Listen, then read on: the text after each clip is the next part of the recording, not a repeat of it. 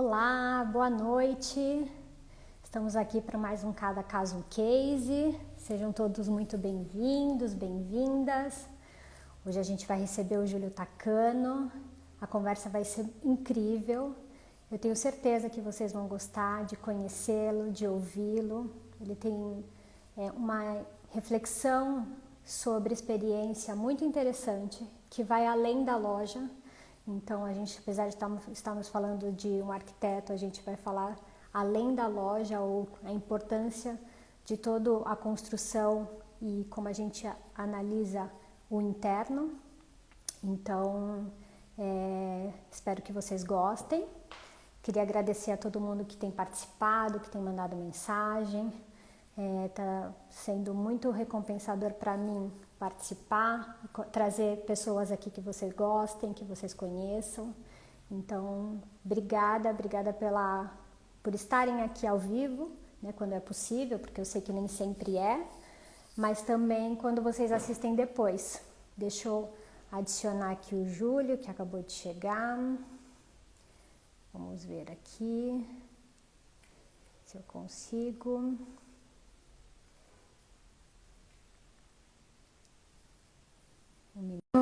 Hanna, bem-vinda. Bem-vinda a todo mundo que está chegando. Vamos ver se dá certo o Júlio entrar. Olá, Bruna. Olá! Deu certo. Você me escuta bem? Perfeitamente, Bruna. Que bom, que bom. Bem-vindo, Júlio. Um prazer te receber aqui, viu? Obrigado. Uma honra. Júlio, enquanto as pessoas estão chegando, eu vou fazer uma breve introdução. Depois vou pedir para você se apresentar também, para quem ainda não te conhece, ficar te conhecendo, pode ser? Tá certo, tudo bem. Bom, sejam todos muito bem-vindos ao Cada Caso um Case. Para quem não me conhece, eu sou a Bruna.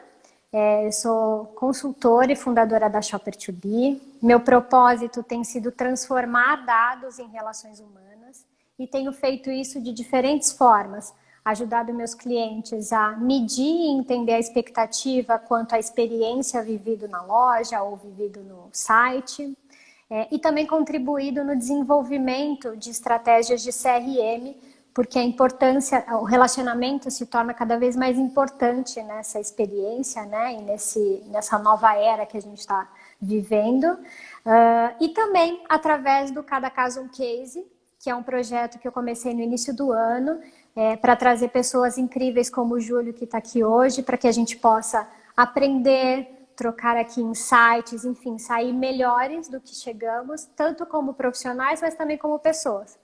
Então, eu queria agradecer a presença do Júlio por estar aqui. Júlio, é um prazer te receber aqui. A gente se aproximou por outras pessoas, né? Eu visitei lojas que o Júlio ajudou brilhantemente a desenvolver. E hoje ele está aqui comigo. Eu queria que você se apresentasse, contasse um pouquinho sobre você e como você tem ajudado os clientes aí nessa era tão importante que a gente está falando de experiência. Bem-vindo. Obrigado, Bruna. Obrigado aí a quem nos acompanha, principalmente nesse momento. A gente sabe o quanto o tempo de todo mundo é importante. Então, o objetivo aqui não é o contar o que nós fizemos, mas de verdade como essas experiências que vamos compartilhar podem servir a vocês de alguma forma que saiam melhores do que começamos. E o objetivo de compartilhar é porque a gente aprende cada vez mais quando a gente fala sobre talvez o que a gente possa ajudá-los. Então, nós iniciamos há 30 anos atrás uma empresa focada em trabalhar num setor que incrivelmente era considerado marginal. Naquela época que nós começamos a trabalhar, a indústria era a grande empregadora no Brasil, a indústria automobilística. Falar em varejo e trabalhar no varejo era uma coisa que assustava até os nossos pais. Porque como arquiteto nós estudamos para fazer hospitais, museus, centros culturais. E quando meu pai soube que eu ia fazer lojinha, varejo, né? E mesmo brincando assim, que é uma piada já do varejo, quando a mãe via que o filho não conseguia ser médico, engenheiro, um profissional, né, advogado, pá, não tem jeito, vai trabalhar com o pai na lojinha. Pois bem, hoje, para um herdeiro tornar-se sucessor e ir trabalhar com o pai na lojinha, ele tem que ter pelo menos 2 MBAs, ser muito bom no que faz e ainda assim ainda vai ralar muito. por isso que o varejo se profissionalizou, nós somos reflexo dessa profissionalização e fomos, ao longo desses 30 anos, criando o que nós chamamos arquitetura de negócios, onde a gente promove uma visão holística desde, eu digo, não a loja propriamente dita. Muitos conhecem pelas lojas, mas poucos sabem que a loja começa, de verdade, num processo de investigação e de convergência e união familiar. As empresas no varejo mundial, o varejo, elas são empresas familiares. Então, a egrégora que se forma de uma família é 90% do caminho para quando uma empresa pode ser uma empresa de sucesso. E para isso, dar foco em soluções tributárias, contábeis, jurídicas, enxergar uma empresa, seja ela familiar, mas pensando em transformá-la numa holding, e ter um posicionamento muito claro, eu digo que a loja, ela reflete tudo isso. Muita gente pensa que não, que a loja pode ser só bonita. Então, nesta jornada de 30 anos, nós pudemos entender a importância do que era feito antes da gente fazer a loja. E como nós, como bons nipo-brasileiros, a gente falava muito pouco, era muito envergonhado em falar e ouvia muito, a gente aprendeu muito. E esse aprendizado nos trouxe grandes parceiros que hoje são associados. Eu tenho vários sócios e a gente pôde crescer nesse processo, tanto que hoje a gente consegue, como arquitetura de negócio, olhar o nascedouro de um negócio, olhar essa parte tributária, contábil, jurídica, estruturar uma empresa e ajudá-la a se conectar com o mercado e, principalmente, entregar numa loja toda essa promessa da retaguarda. Ou seja, loja que vende é aquela que a retaguarda está redonda e que a família está unida. Perfeito. Queria dar boas-vindas para quem está chegando. Vi que Minoru entrou aqui também. Minoru faz parte aqui dessa conexão. Sandra também. Mas obrigada a todo mundo. Eu vi que tem gente aqui do México, Colômbia. Então, bem-vindo a todo mundo que está chegando. Se puderem marcar aqui com um coraçãozinho, a gente agradece, né? Para poder ajudar aqui o Instagram a reverberar a nossa mensagem, nossa comunicação. Mas, Júlio, eu fiquei positivamente muito impressionada, não só, claro, no final as lojas são muito bonitas e é isso que você falou, é um trabalho interno que externamente a gente percebe o quanto houve de dedicação, o quanto houve de preocupação em entender aquele consumidor final que a gente vai atender, né? Que esse é o nosso, o principal objetivo é atender o cliente final.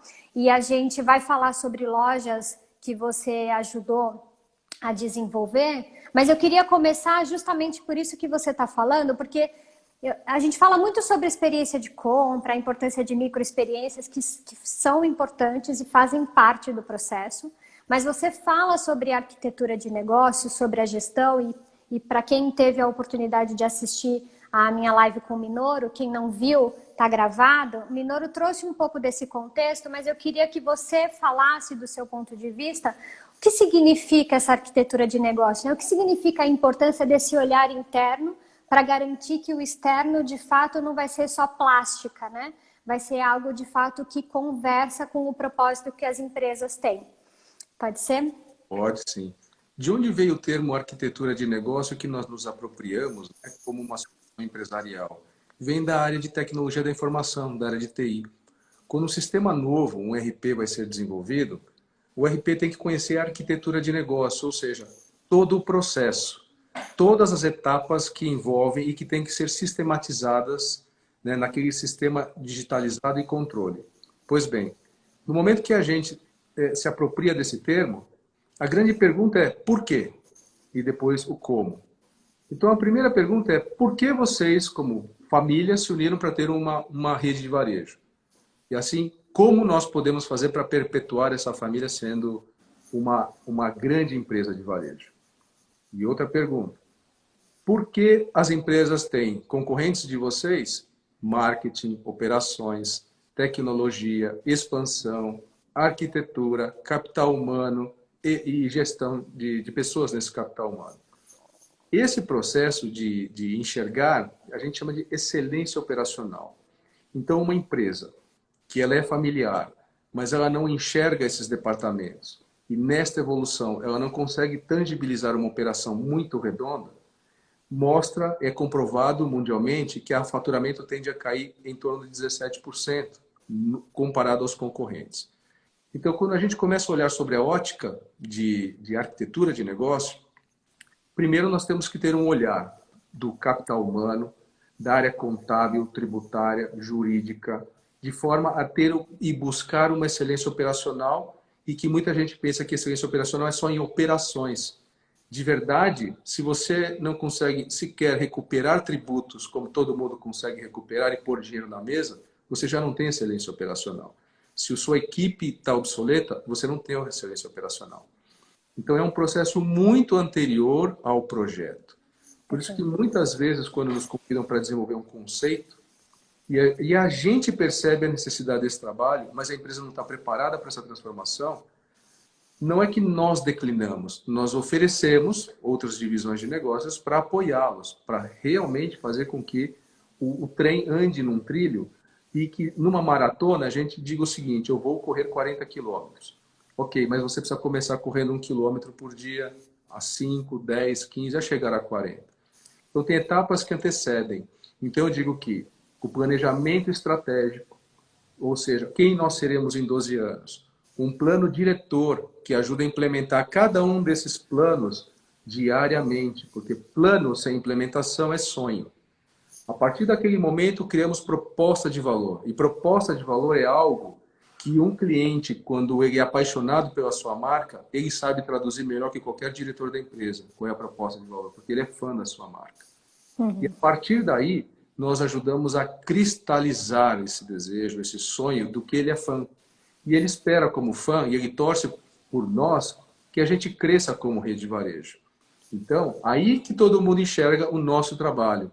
É uma loja que tem uma dezena de soluções, de microexperiências, que ela vira memorável, que se conecta com o DNA olfativo, auditivo, gustativo do cliente, gerando uma experiência memorável.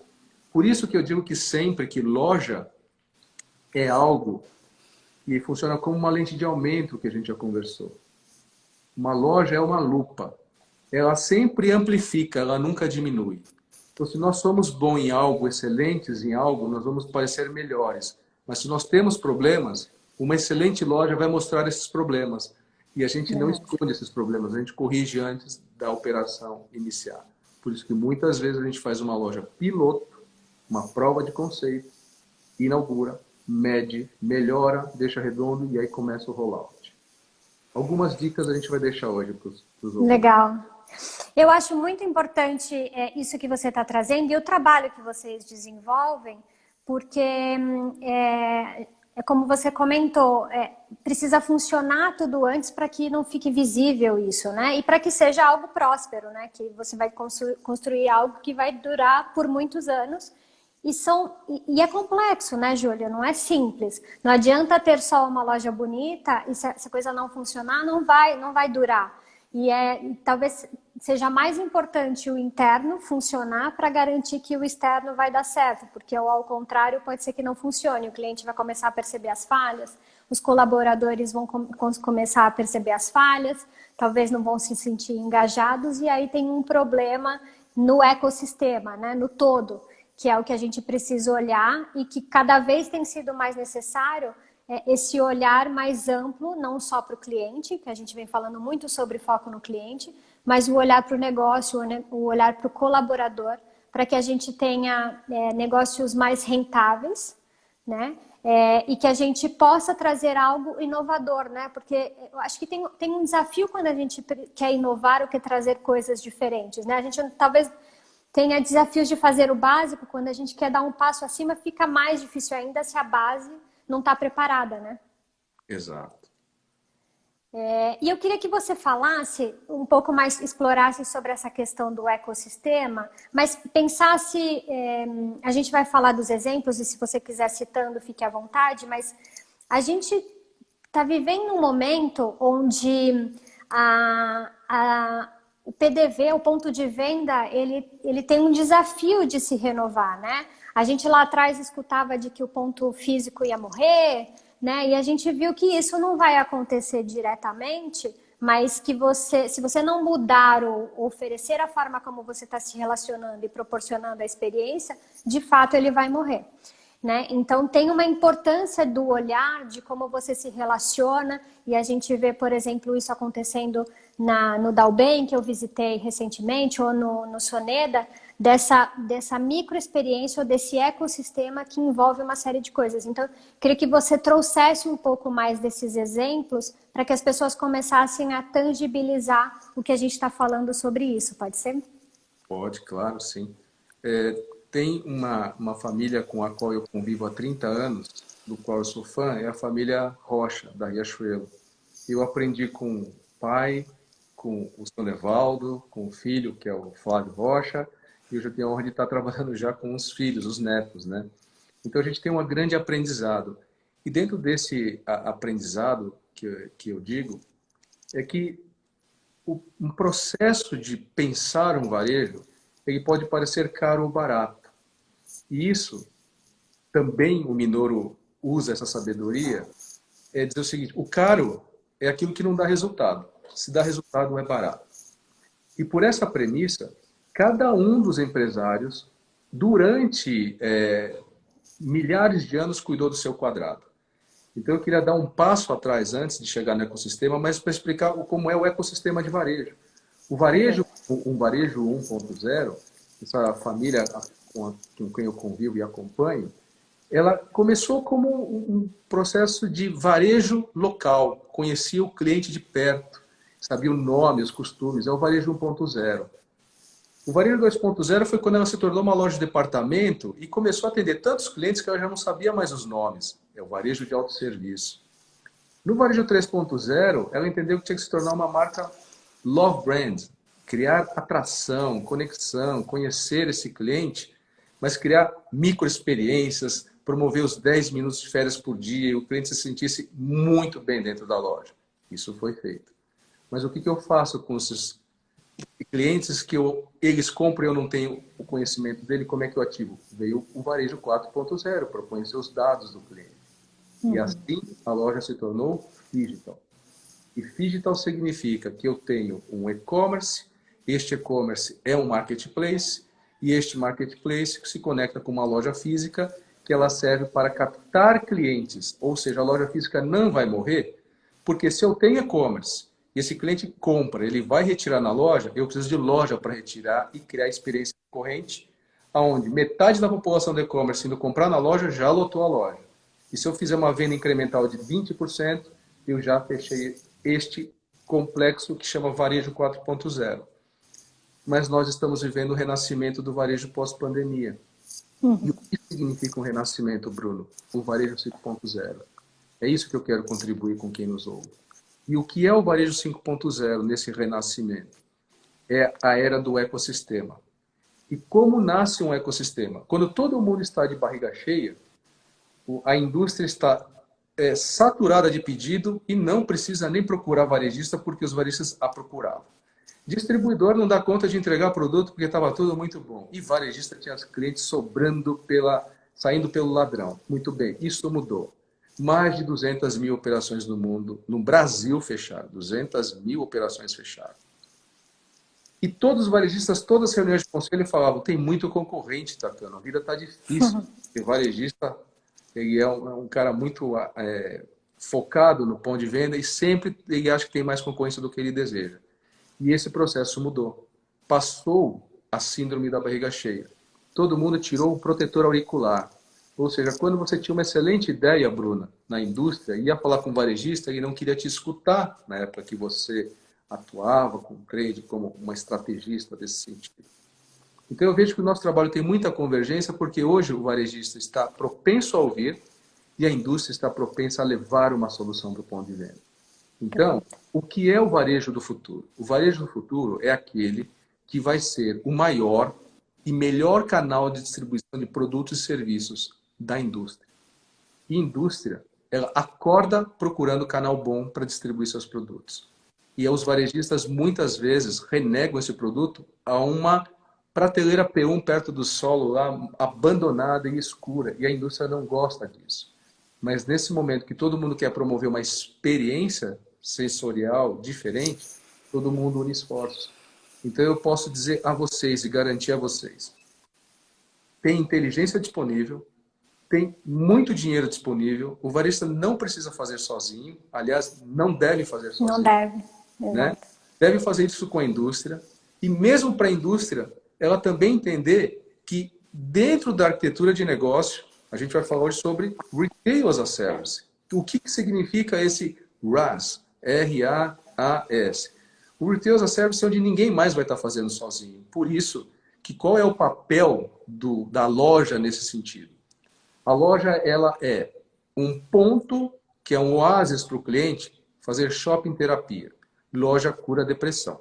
Então, para quem não sabe, você pode tratar e liberar serotonina de algumas formas. Comendo chocolate, fazendo ginástica ou fazendo compras. Qual você prefere, Bruna? Faça uma enquete. Que difícil, hein? Vou fazer essa enquete depois para ver. Depois você... Acho que é a primeira opção. Conheço vários que estão aqui assistindo. Acho que é a primeira opção. Chocolate acho que vai ganhar, verdade. Chocolate ganha e shopping, compras ganha. No serotonina, as pessoas ficam mais calmas. Então, a loja ela tem que ser e entregar os 10 minutos de férias por dia para esse cliente.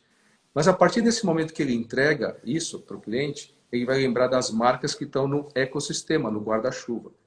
Então, marcas estarão nesse espaço e é isso que, por exemplo, a gente tem 2 clientes que você já citou, que é a Fernanda e o Minoro. E eu fiquei muito fã dessas 2 famílias, amigos dessas 2 famílias, por quê? Porque eles confiaram na gente. O processo de transformação, Bruna, não é um processo mercantil.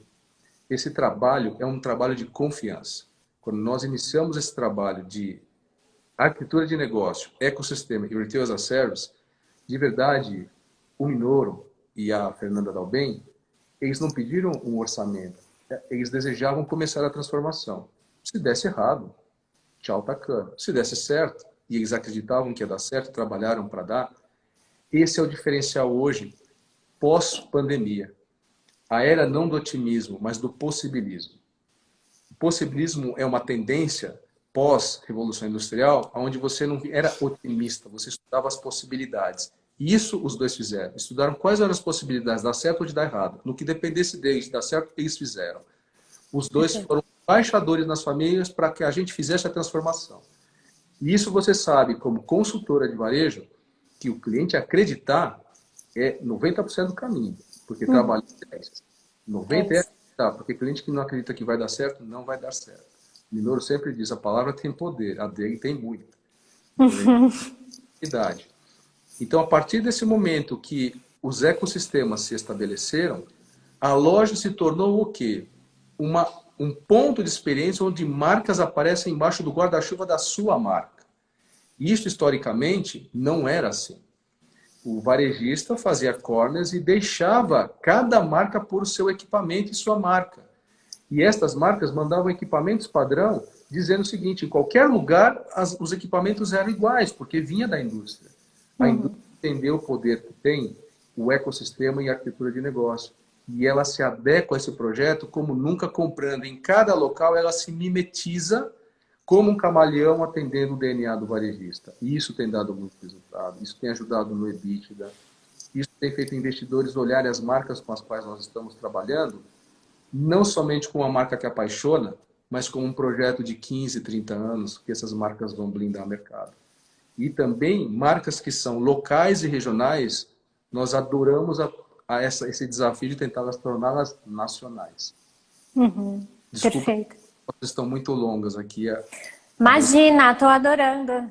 Tendo uma aula aqui. Queria dar boas-vindas a todo mundo que está comentando aqui, comentando sobre o Minoro. Realmente é um mestre. Bem-vindo a todos, a todas. Se puderem colocar o coraçãozinho aqui para curtir a nossa conversa. Muito obrigada. Você falou muita coisa importante.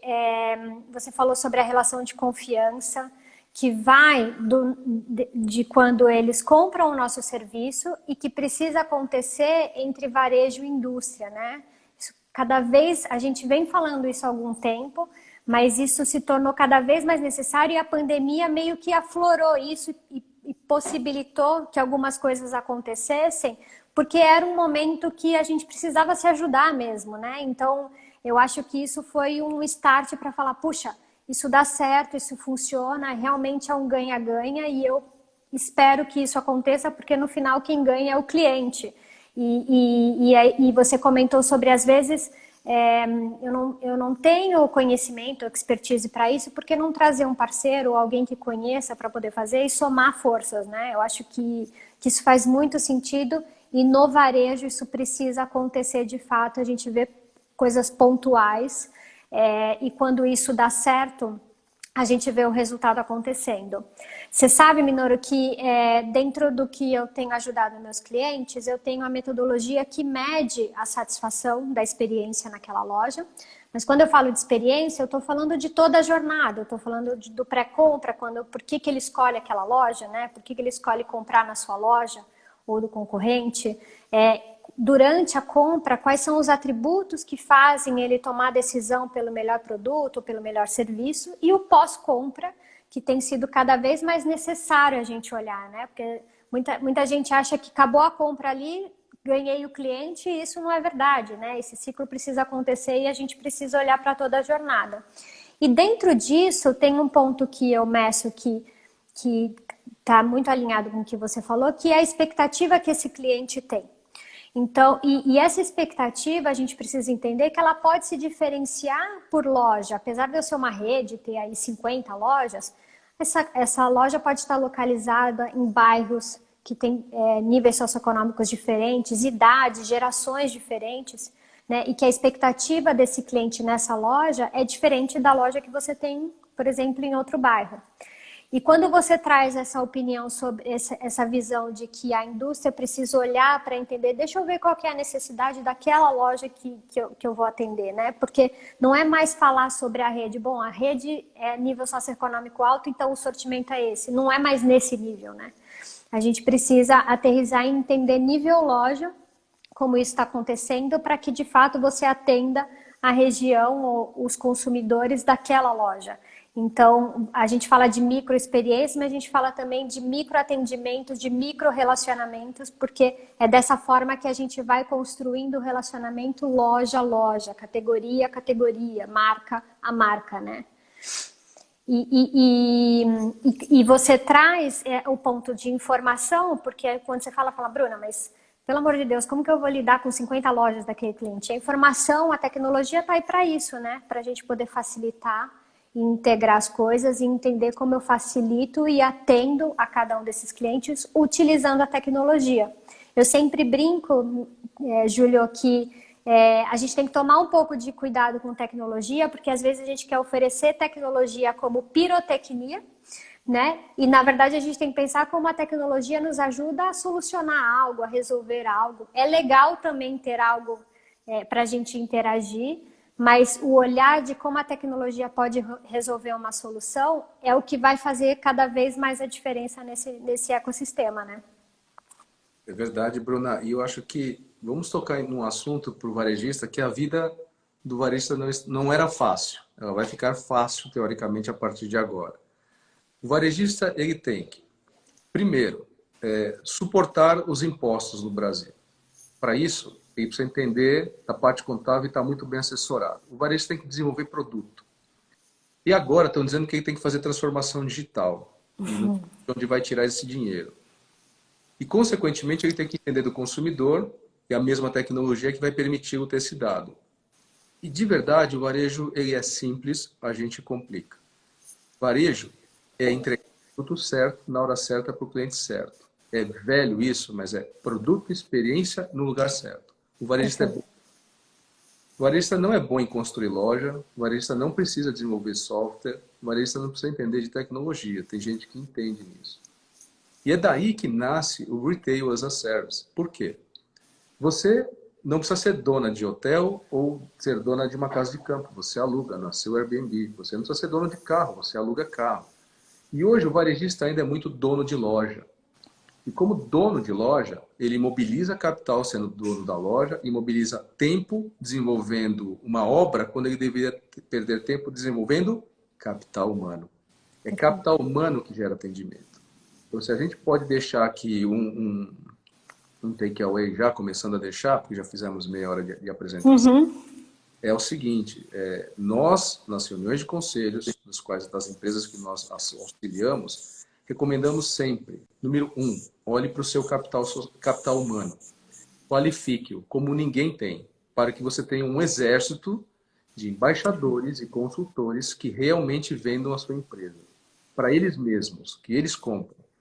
E você não tem que obrigá-los a comprar na sua loja. Você tem que simplesmente permitir que eles comprem com algumas condições, como colaboradores e embaixadores. Ou seja, o capital humano tem que comprar na loja. Se não compra, também tem problema.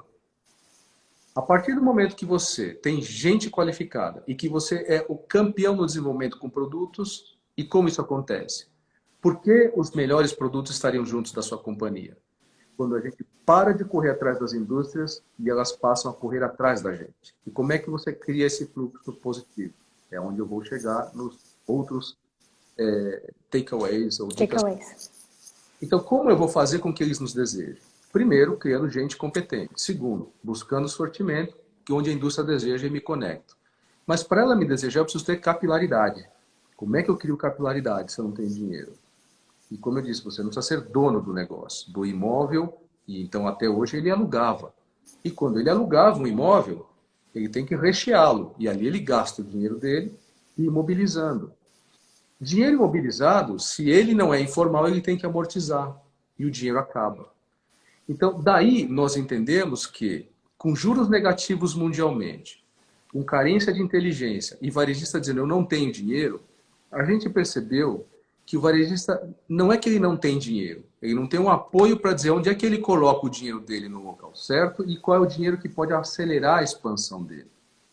Porque aí, quando o dinheiro busca excelentes projetos e você viabiliza uma loja nova para esse varejista, nova, com conceito, com recheio, com shell, a gente evoluiu e expandiu o conceito do Build to Suit, do BTS.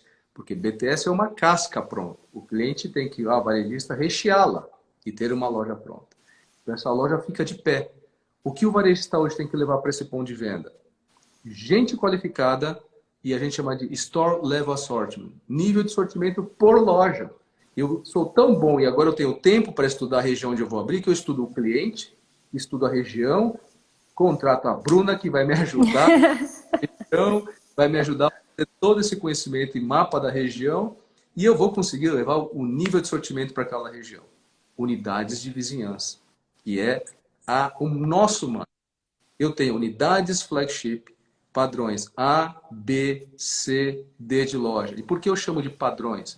Porque através desses padrões eu consigo me conectar socioeconomicamente e aspiracionalmente a cada região que eu abrir a loja. E todo mundo vai estar bem antenado a esse mix e atendimento adequado a essa região. Então, marcas que podem atender público A, B, C e D serão as marcas arquétipos dominantes do mercado. Por quê? Em marketing, a gente estuda que você tem que focar no C, aquela marca de luxo foca no A. Eu digo o seguinte, se a Louis Vuitton resolver vender uma bolsa por R$600, ela democratizou o luxo, ela acabou com a marca dela, mas se ela quiser criar uma linha de acesso, ela pode. Então, é isso que a gente faz. E é mais difícil uma marca de luxo descer do salto do que a de massa conseguir conquistar corações, se reposicionar, entregar um oásis, um centro de experiência e subir degraus gradativamente. Porque no Brasil, a população torce para quem veio das massas tenha dominância no varejo de acesso e seja desejado. A população apoia o varejista crescer. Eu vivi isso 3 décadas. A gente cria marcas que vão cada vez dominando a participação e a blindagem de mercado. Então, a partir desse momento, varejistas que estão extremamente imobilizados com as suas lojas, sucateadas e donos dos terrenos, nós conseguimos adquiri-las e capitalizar a rede. E isso, o Retail as a Service, faz com que acelere o processo de reinvestimento em gente e transformação digital. Porque aí é que aparece o dinheiro. Porque o que ele tinha de imobilizado e apego emocional, ele continua aparecendo para o mercado que ele é dono daquelas lojas todas, só que de repente todas ficam reformadas. Qual é o milagre?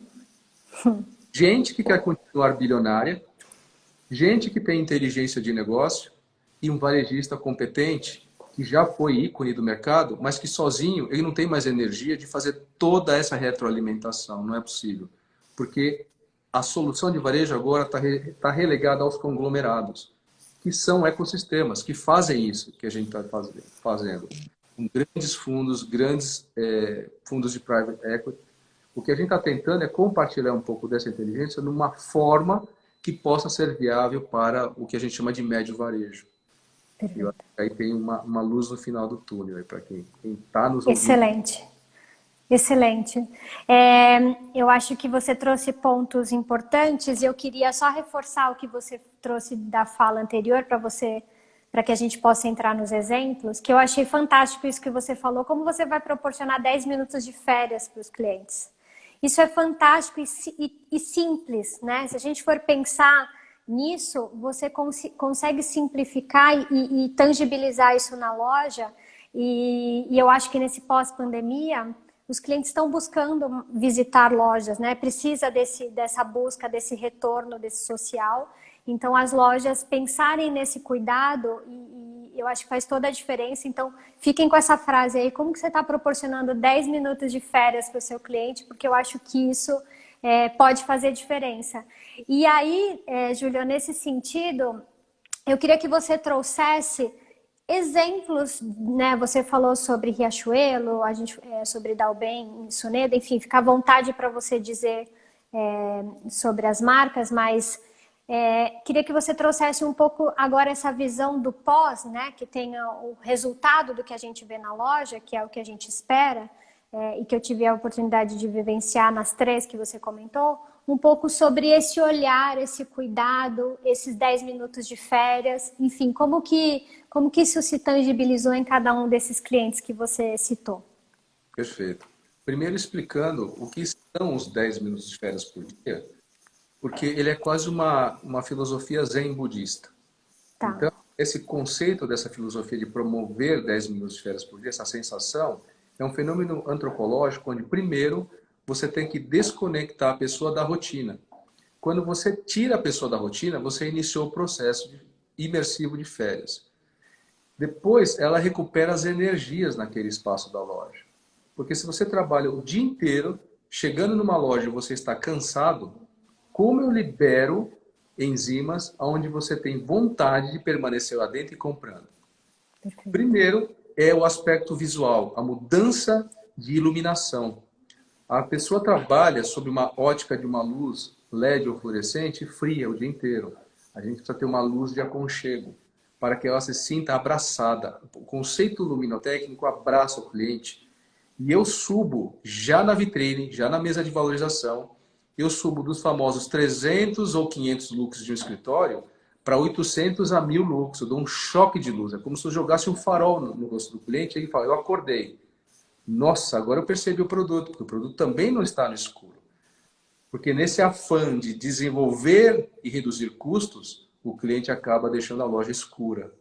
Então, pós-pandemia, as pessoas querem lojas 30% mais claras. Porque elas passam o conceito de não basta estar limpa, tem que parecer limpa e tem que parecer aprazível. Excelente. E aí, por último, ele conecta e restaura a alma dele. Porque ele achou o produto e no momento que ele está passando o cartão no caixa, ele está conectado com a sua marca. Esses 3 passos eu ensino para todos os meus colaboradores, para todos os nossos diretores. Para quê? Eu preciso desconectar da rotina, recuperar as forças, restaurar a alma do cliente através de micro momentos de experiência. Esse é o nosso mantra. E esse mantra é quase uma oração.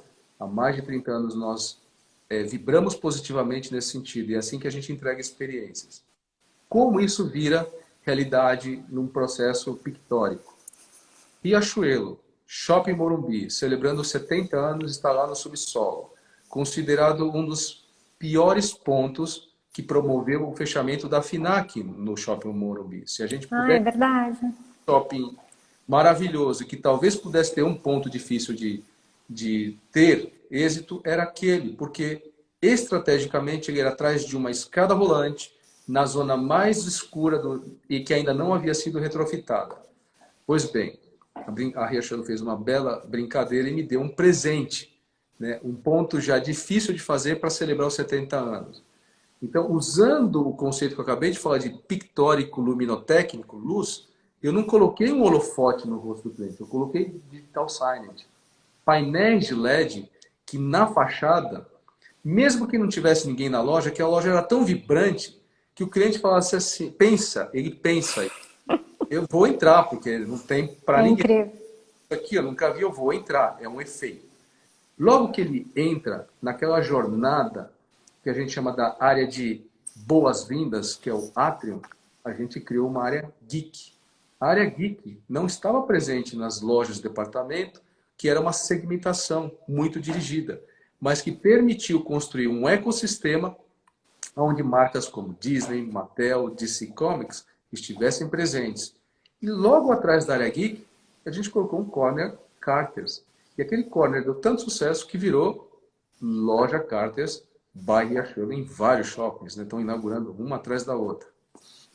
Não bastando isso, chegando numa área de customização, como isso é o conceito de personalização, senso de pertencimento, ou seja, nós temos que promover no cliente o senso de pertencimento e o senso de que ele é único. Como isso é possível? Na área de customização, onde através de ferramentas, equipamentos, nós conseguimos customizar aço, madeira, tecido, vidro, porcelana, e faz com que o filho querido possa se transformar para uma camiseta. Ou artistas plásticos que não têm canal para vender sua arte possam criar e ser aplicados e ganhar royalties. Veja como isso é um processo de crowdfunding também, muito rico. Você fez a arte de quem está buscando um canal. E automaticamente, quando você faz isso e customiza, você personaliza e cria um espaço de convergência de clientes da comunidade que podem fazer workshops. Então, o futuro da loja, ela é um ponto de encontro, ela é um ponto de cultura e é um ponto de entretenimento. Isso nós chamamos de edutainment. Eu educo e entretenho o cliente no ponto de venda. E tudo isso gera conversão, incremento de vendas. Eu só não posso falar o crescimento, mas são 3 dígitos. Isso Uau. é claro nos dias, né, que Sim. estão se passando. Mas mais ainda do que isso, quando a gente fala de ecossistema, você veja que uma marca bastante conhecida do público brasileiro, mas que tem todas essas marcas, esse mérito, né, de transformação, é um mérito também de pessoas, né? O Oswaldo, que é hoje o novo presidente, o Hélio Silva, o Hélio, né, que tem pilotado esse ecossistema e dirigido os nossos talentos a poder e dar oportunidade a entregar isso. E um grande amigo meu que já se aposentou, se retirou, mas hoje é um grande consultor, que é o Pedro Siqueira, que tem acompanhado essa jornada, né? Que transformou a Riachuelo no que eu digo que está vivendo o melhor ano dos últimos 70 anos. E ali foi criado o Casa Riachuelo, que conecta o chamo do ecossistema da moda casa, e onde eu, ao invés de vender cama, mesa e banho, eu posso vender utilidades e decoração. Ou seja, solucionar. E num processo pandêmico ou pós-pandêmico, as pessoas com tanto tempo vivendo em casa estão cuidando da sua casa. Isso foi uma verdadeira revolução para o grupo. Porque Casa Riachuelo é um momento de conexão para quem nunca comprou na Riachuelo, passar a comprar na Casa Riachuelo e, consequentemente, conhecer a Riachuelo. Por quê? Eu sempre digo para os nossos clientes em conselhos que, como é que eu dobro o meu faturamento? Eu vou dobrar vendendo para quem são os meus clientes? Não. Eu vou dobrar nosso faturamento se eu vender para quem não compra da gente. São os clientes refratários. E esses entram no mapa de calor para a gente trazê-los para dentro. É assim que a gente dobra o faturamento. Ou seja, por que ele não compra na nossa loja? Quando você tem essa pesquisa, tem o dado, e a Bruna é maestrina nisso, já vai trazendo todos isso mastigado para seus clientes, a gente decupa isso e pode levar uma solução que é hoje a Casa Riachuelo. Perfeito. No processo de beleza, que todo mundo hoje quer investir no segmento de beleza, a gente sabe que uma loja multimarca de perfumaria, na cabeça da mulher, é a própria Disney cristalizada. As mulheres hoje que visitam a Soneda, elas estão tacando isso aqui para mim a Disney. Eu preciso trazer minha mãe, minha sogra. É uma experiência muito bacana e imersiva, porque nós estamos criando ecossistemas onde 11 ou 15 marcas são protagonistas da experiência. Ou seja, indústrias fazendo experiência conosco, indústria testando novos produtos, ciclos de campanhas, né, coordenadas de ações e promoções que o grande varejo faz, mas ainda o médio varejo não faz. Então, esse processo está se tornando democrático. E é isso que vai transformar esses nossos queridos clientes e amigos em ícones, né, no processo. E a Fernanda Dalben, para mim, ela é uma jovem muito talentosa e midiática que, no sentido que trabalha com você no Mulheres do Varejo, ela tem uma cabeça brilhante para marketing. Ela brigou muito para que a gente começasse esse trabalho de transformação. De que é uma rede de 3 lojas e a gente foi criar a 4ª loja localmente em Valinhos, uma cidade importante para eles. E qual é o papel do supermercado? É abastecer, alimentar as pessoas, não ser um ponto de encontro, é ser tudo isso que eu falei. Então lá foi feito, né, a choperia artesanal, o marmitei, que é exatamente o que a gente chama de Fantástico. obito, né? O japonês tem aquela marmitinha que ele leva o lanchinho, então tem o lanchinho na Dalben. Uma alameda de serviços que tem moda, multimarca, né, produtos e serviços, uma alameda, né, que é o mercado da gula, um nome maravilhoso, que é onde eu posso degustar comidas de várias gastronomias regionais. Por quê? Dentro de um supermercado, eu disse para a família, é um desperdício vocês terem tanta qualidade e vender como 1 quilo dentro do supermercado de vocês. E aí criamos o mercado da gula. Então, nosso trabalho é detectar com a nossa lente, a nossa super lente de captação de talentos e pontos positivos e explodir isso. E a Dalben é esse ícone hoje, graças ao talento e desejo dessa Fernanda Dalben, que evoluiu e impulsionou a família nesse sentido.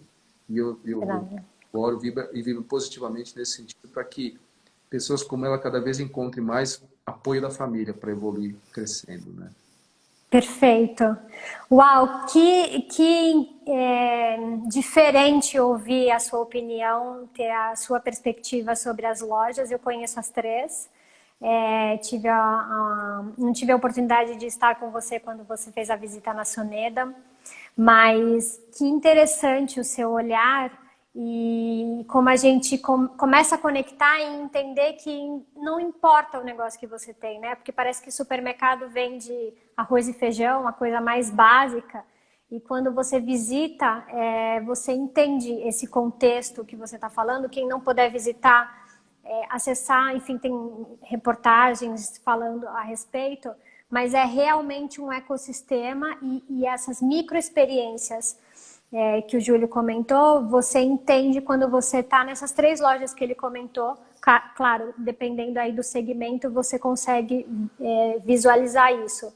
Então, eu queria deixar essa mensagem, esse aprendizado de como você pode olhar para o seu negócio e pensar nisso, porque parece que é básico, parece que não funciona e tem muita oportunidade. E estar aberto para isso, acho que é o primeiro passo.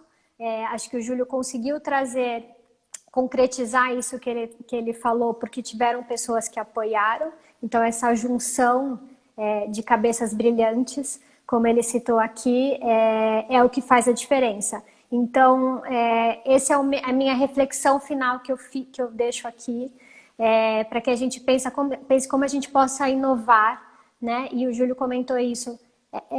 Não complica, né? Pensa de uma forma simples, porque tem caminhos para fazer, tem formas, mas acho que tem que ter essa disponibilidade e essa vontade para fazer acontecer.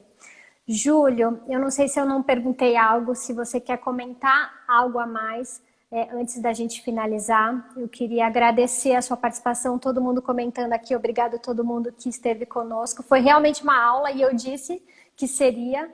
Eu queria te agradecer e pedir para que você colocasse aí as últimas palavras para que a gente pudesse encerrar.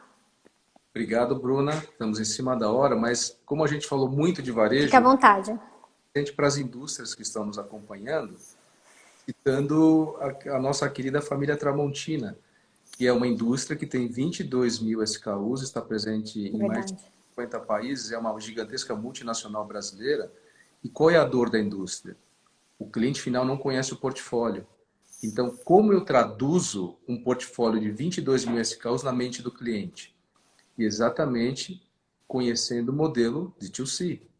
fazendo lojas que conectam o portfólio com o cliente, e aí o único percentual que eu posso dar de incremento de vendas, porque não sou eu que falo, é o Clóvis que já apresenta isso para o Brasil inteiro. No Rio de Janeiro, uma loja de 500 metros quadrados, com 2.500 SKUs, cresceu o faturamento no estado em 47%. 47% Uau. de uma indústria é um número exponencialmente grande, porque posiciona a marca, faz com que os clientes que não compram os produtos do portfólio vejam eles expostos no ponto de venda. E eu cito isso porque isso tem tudo a ver com o trabalho que a Bruna desenvolve, de análise de jornada, desenvolvimento de percepção e experiência no ponto de venda. E a Tramontina, eu queria deixar aqui de presente para vocês que visitem Farroupilha e Carlos Barbosa.